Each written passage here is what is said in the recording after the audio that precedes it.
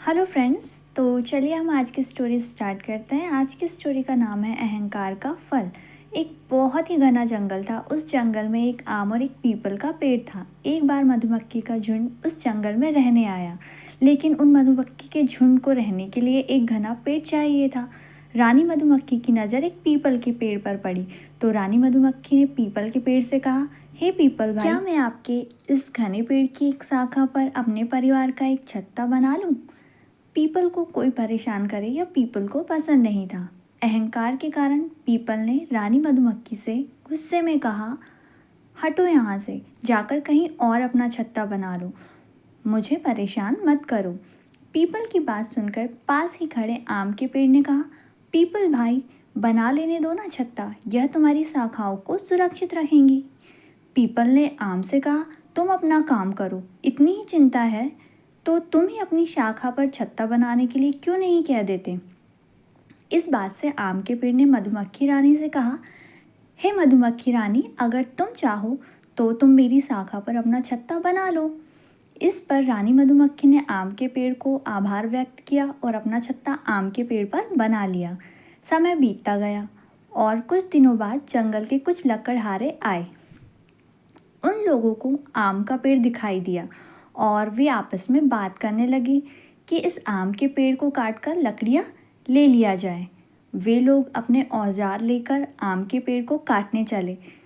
तभी एक व्यक्ति ने ऊपर की ओर देखा तो उसने दूसरे से कहा, नहीं, इसे मत काटो, इस पेड़ पर तो मधुमक्खी का छत्ता है, कहीं ये उड़ गई तो हमारा बचना मुश्किल हो जाएगा।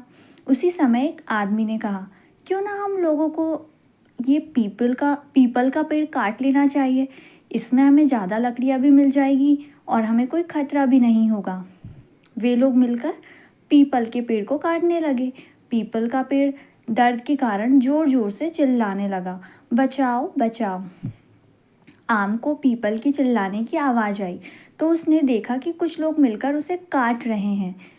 आम के पेड़ ने मधुमक्खी से कहा, हमें पीपल के प्राण बचाने चाहिए। आम के पेड़ ने मधुमक्खी से पीपल के पेड़ के प्राण बचाने का आग्रह किया, तो मधुमक्खी ने उन लोगों पर हमला कर दिया और वे लोग अपनी जान बचाकर जंगल से भाग गए। पीपल के पेड़ ने मधुमक्खियों को धन्यवाद दिया और अपने द्वारा किए गए आचरण के लिए क्षमा भी मांगी। तब मधुमक्खियों ने कहा, धन्यवाद हमें नहीं, आम के पेड़ को दो, जिन्होंने आपकी जान बचाई है, क्योंकि हमें तो उन्होंने ही कहा था कि अगर कोई आपके साथ बुरा करता है तो इसका मतलब ये नहीं है कि हम भी उसके साथ वैसा ही आचरण करें। अब पीपल को अपने किए पर पछतावा हो रहा था और उसका अहंकार भी टूट चुका था। पीपल के पेड़ को उसके अहंकार की सजा भी मिल चुकी थी। तो फ्रेंड्स, इससे हमें यह शिक्षा मिलती है कि हमें कभी भी अहंकार नहीं करना चाहिए। जितना हो सके लोगों के काम ही आना चाहिए। जैसे एक पेड़ वृक्ष जो अपनी छाँव फल फूल सबको देता है, वह उतना ही झुका हुआ होता है और विनम्र होता है। बदले में वो हमसे कुछ नहीं मांगता।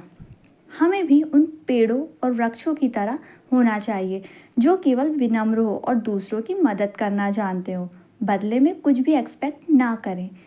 फिर देखिए, कुदरत का करिश्मा, समय आने पर या ज़रूरत पड़ने पर आपकी मदद खुद ब खुद हो जाएगी, क्योंकि किए गए अच्छे कर्म कभी भी व्यर्थ नहीं जाते। थैंक